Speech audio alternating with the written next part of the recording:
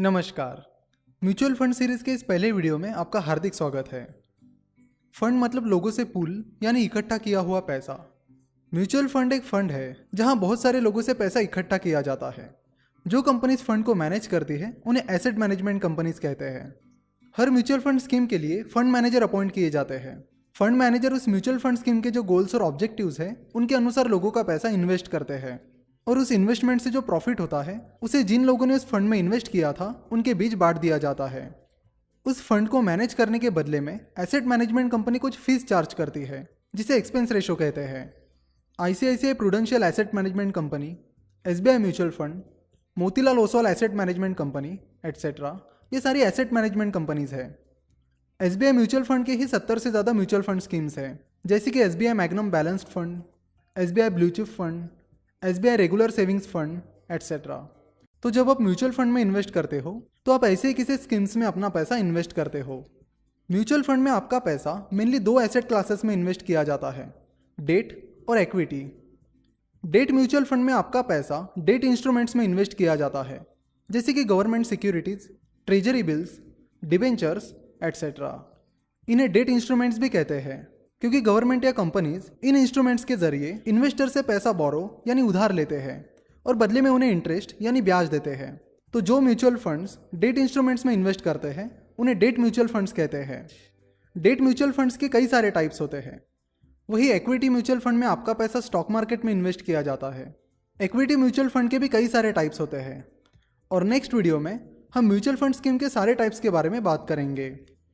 हर mutual fund scheme के लिए fund manager appoint किए जाते हैं।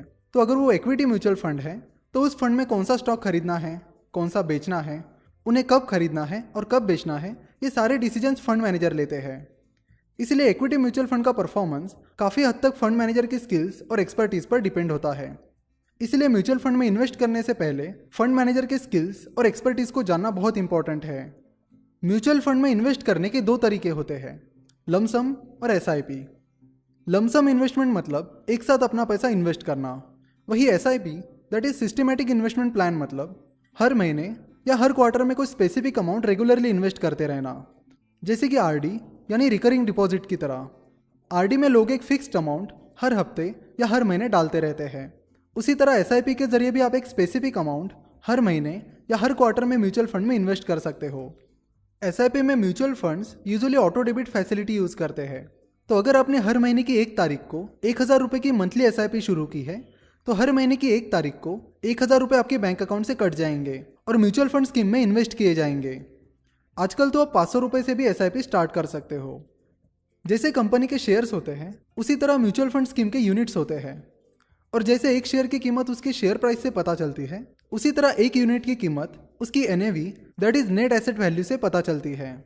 फॉर एग्जाम्पल, मान लेते कि एबीसी नाम की कोई म्यूचुअल फंड स्कीम है जिसकी एनएवी है 10 रुपये, यानी एक यूनिट की प्राइस है 10 रुपये।